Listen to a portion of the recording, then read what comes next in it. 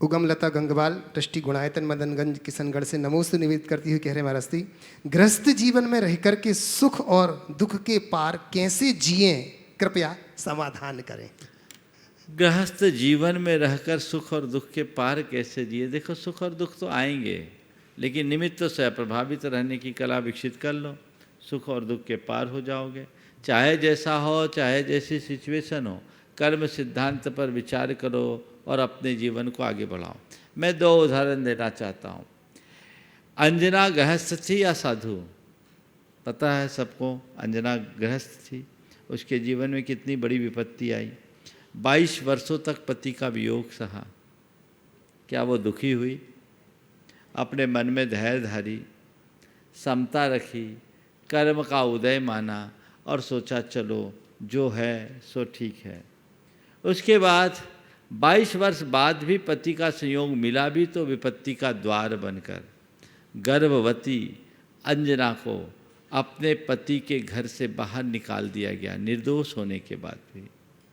वो चुपचाप अपने पिता के घर पर गई, पर पिता का द्वार भी उसके लिए बंद हो गया। उसने किसी को कोसा, रोई, चिल्लाई, आरोप लगाया, कुछ किया। आज की अंजना होती तो वकील के पास जाती, लंबा चौड़ा केस बनाने की कोशिश करती, लेकिन उसने ऐसा कुछ नहीं किया। किया क्या? नहीं किया ना। उन्हें क्या सोचा, ये मेरे कर्म का उदय है।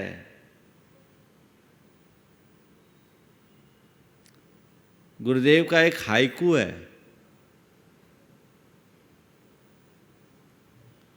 किसको तजूं किसको भजूं सब कर्म के धर्म।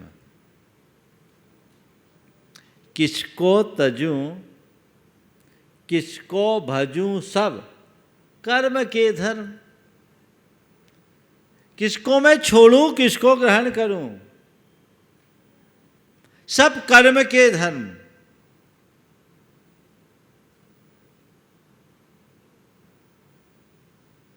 तो ये कर्म के धर्म को स्वीकार करो।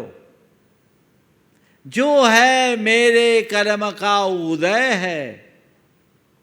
यदि ये मनोवृत्ति हृदय में जाग गई तो अपने आप समता और स्थिरता आएगी।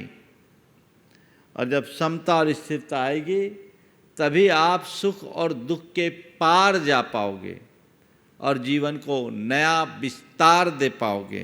तो सुख दुख के पार जाने के लिए आत्मा का श्रद्धान करो और कर्म सिद्धांत पर विचार करो। अपने जीवन को वैसा बनाने की कोशिश करो।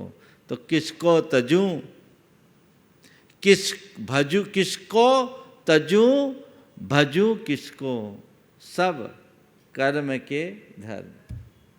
बस इतनी सी बात आत्मसात कर ले, हो जाए। सुदर्शन सेठ पर इतना बड़ा उपसर्ग हुआ, क्या वो विचलित हुए? रामचंद्र जी के ऊपर इतनी बड़ी विपत्ति आई, कहने को राज तिलक से वनवास की ओर जाना पड़ा, क्या वो विचलित हुए? उन्होंने अपने आप में स्थिरता बनाए रखी। तो ये बहुत बड़ी ताकत आ जाती है। जो कर्म सिद्धांत पर विश्वास रख करके जीते हैं वे अपने जीवन को एक नई ऊंचाई तक पहुंचाने में समर्थ हो जाते हैं।